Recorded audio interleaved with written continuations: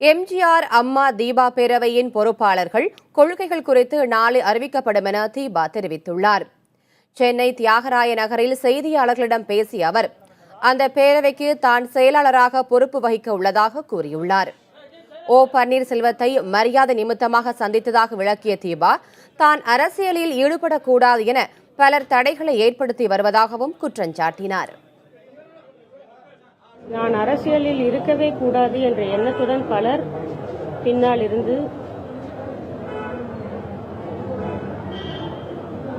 வேலைகள் செய்து வருகிறார்கள், தொந்தரவு அளித்து வருகிறார்கள், தடைகள் ஏற்படுத்துகிறார்கள். இது போன்ற எத்தனையோ தடைகளை மீறி நான் மீண்டும் மீண்டும் விட்டுவிடாமல் இந்த களத்தில் இருந்து தொடர்ந்து மக்களை சந்தித்து பணி செய்து வருகிறேன்.